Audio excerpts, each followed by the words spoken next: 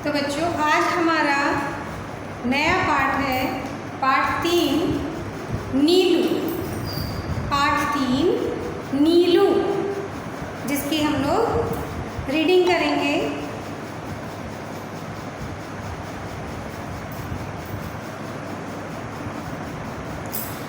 चलिए रीडिंग करते हैं। नीलू की कथा उसकी माँ के बिना अधूरी है। उसकी अल्सेशियन माँ लूसी के नाम से पुकारी जाती थी। हिरनी के समान वेगवती, पहले अल्सेशियन इसको अंडरलाइन करिएगा। हिरनी के समान वेगवती, वेगवती का अर्थ होता है जिसमें बहुत अधिक तेज हो, रफ्तार हो, ठीक है, स्पीड, हवा की जैसी रफ्तार रखने वाली। वेगवती सांचे में ढली हुई देह जिस पर काला आभास देने वाले भूरे पीले रोम, बुद्धिमानी अंडरलाइन करिएगा का पता देने वाली काली पर छोटी आंखें, सजग खड़े कान और सघन, सघन का मतलब होता है घने रोएदार तथा पिछले पैरों के टखनों को छूने वाली पूंछ, सब कुछ उसे राजसी विशेषता देता था। थी भी तो वह सामान्य कुत्तों से भिन्न। उत्तरायण में दो पहाड़ियों के बीच से एक पगडंडी मोटर मार्ग तक जाती थी। उत्तरायण अंडरलाइन करिएगा। पगडंडी, पगडंडी होता है रास्ते का जो किनारा, जो पतला रास्ता होता है उसको कहते हैं पगडंडी। तो उसके अंत में मोटर स्टॉप पर ही एक दुकान थी जिससे आवश्यक खाद्य सामग्री, खाद्य अंडरलाइन करिएगा, प्राप्त की जा सकती थी। शीतकाल में यह रास्ता बर्फ से ढक जाता था। उस समय दुकान पर, शीतकाल होता है ठंडक का समय, उस समय दुकान तक पहुंचने में असमर्थ उत्तरायण के निवासी लूसी के गले में रुपए और सामग्री की सूची के साथ एक बड़ा थैला या चादर बांधकर उसे सामान लाने के लिए भेज देते थे। बर्फ में मार्ग बना लेने की सहज चेतना के कारण वह सारी रुकावटों को पार कर दुकान तक पहुंच जाती। दुकानदार रुपए, सूची आदि लेने के उपरांत, उपरांत अंडरलाइन करिएगा, उपरांत का अर्थ होता है बाद में, सामान की गठरी उसके गले या पीठ से बांध देता और लूसी सारे बोझ के साथ बर्फीला मार्ग, बर्फीला अंडरलाइन करिएगा, पार करती हुई सकुशल लौट आती। किसी किसी दिन तो उसे कई बार आना जाना पड़ता था, पर उसे कभी किसी से कोई शिकायत नहीं हुई।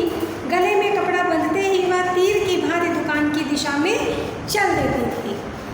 एक दिन किसी पर्वतीय गांव में बर्फ में भटकता हुआ एक भूतिया कुत्ता दुकान पर आ गया और लूसी से उसकी मैत्री हो गई। पर्वतीय अंडरलाइन करिएगा, मैत्री अर्थात दोस्ती।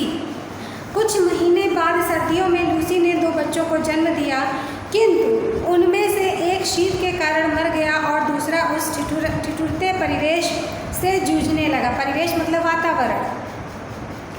4-5 दिन के बच्चे को छोड़कर लूसी फिर से दुकान तक आने जाने लगी थी।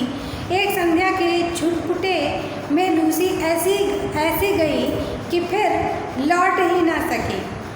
शीतकाल में घ्राण शक्ति कुंठित हो जाने के कारण कुत्ते लकड़बग्घे की गंध पाने में असमर्थ रहते हैं और अनायास ही उनका आहार बन जाते हैं। घ्राण शक्ति मतलब जो नाक में सूंघने की जो शक्ति होती है वो ठंडक में उनका जो है थोड़ा सा वीक हो जाता है, कमज़ोर हो जाता है, जिससे वो लकड़बग्घों को सूंघ नहीं पाते हैं और उनका आहार बन जाते हैं।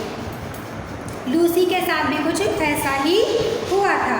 लूसी का बच्चा जिसकी एक दिन पहले ही आंखें खुली थीं, वह माँ के दूध के अभाव में शोर मचाने लगा।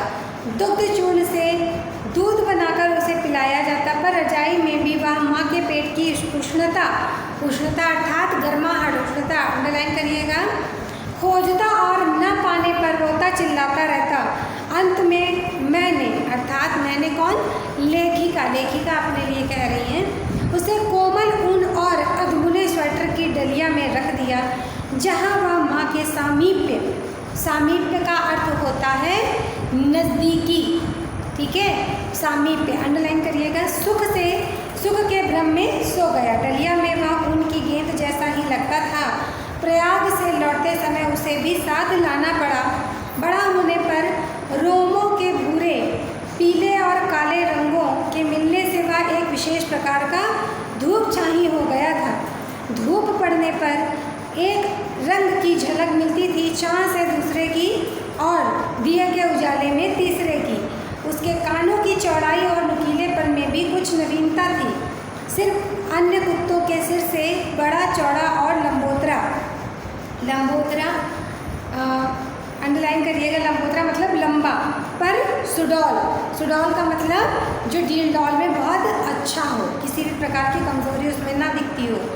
पूछ अल्सेशियन ब्रीड का नाम है। कुत्तों की पूछ के समान सघन रोमों के से युक्त, ऊपर की ओर मुड़ी हुई एवं कुंडलीदार अंडरलाइन करिएगा थी।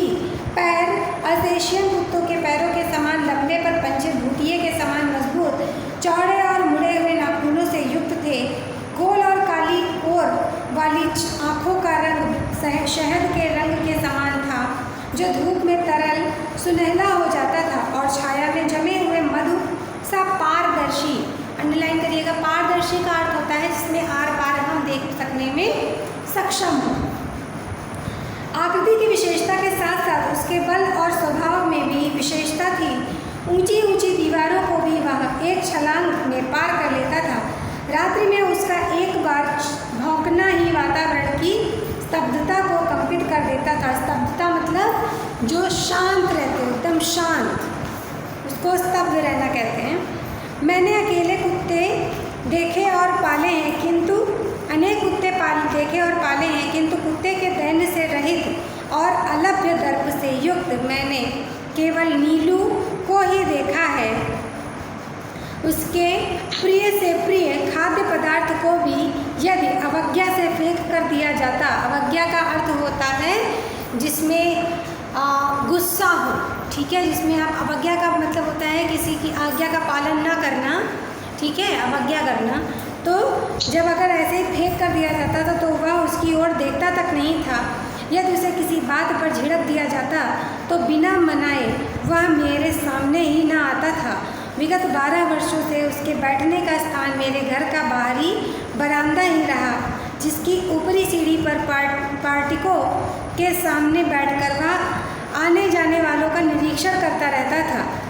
मुझसे मिलने वालों में प्रायः वह सबको पहचानता था। किसी विशेष अपरिचित को आया हुआ देखकर वह धीरे धीरे मेरे कमरे के दरवाजे पर आकर खड़ा हो जाता था।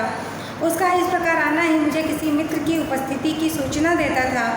मुझसे आ रही हूँ सुनने के उपरांत वह पुनः बाहर अपने निश्चित स्थान पर बैठ जाता था। कुत्ते भाषा नहीं जानते, केवल ध्वनि पहचानते हैं। नीलू का ध्वनि ज्ञान इतना विस्तृत और गहरा था कि उससे कुछ कहना भाषा जानने वाले मनुष्य से बात करने के समान था। बाहर या रास्ते में घूमते हुए यदि कोई उससे कह देता, गुरुजी तुम्हें ढूंढ नहीं रही थी नीलू, तो वह विद्युत गति से 4 दीवारी कूद कर मेरे कमरे के सामने आकर खड़ा हो जाता।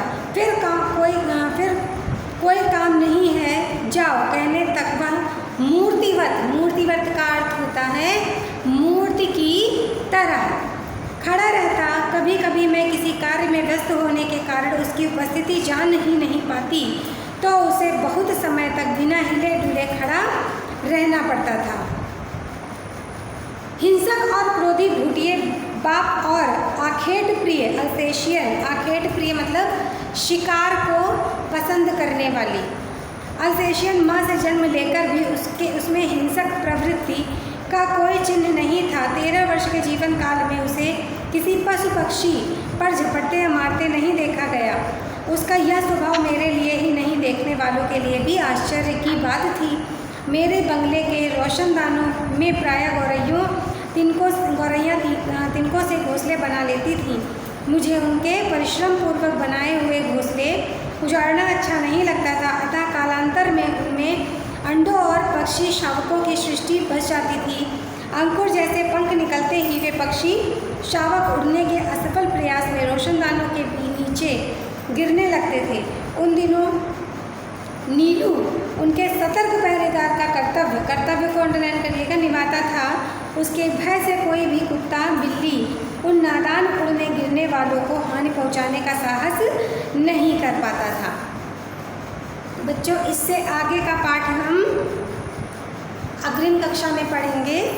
तो आपने देखा कि किसी भी जाति का हो, किसी भी ब्रीड का हो, कुछ भी हो, पर गुण किसी भी कुत्ते के आए पर जब जिसके साथ जो जैसे रह रहा है वह उसी भाव में ढल जाता है। ठीक है, तो जैसा वातावरण हमें मिलता है हम वैसे ही वातावरण में अपने आप को पूर्ण रूप से ढाल लेते हैं। तो हमें इससे क्या शिक्षा मिलती है कि कभी भी हमें अपने जो आपका भूतकाल में आप जैसा भी रहा हो, आपका पूर्व जन्म जो कुछ भी रहा हो, या आपके जन्म से जैसा भी आपके साथ में माहौल रहा, वातावरण रहा, तो आपको ये बिल्कुल कहने की आवश्यकता नहीं है कि जैसा था हम वैसे ही बन गए। नहीं, आप जैसे वातावरण में जाएंगे आपको वैसे ही बनने का प्रयास करना चाहिए। धन्यवाद।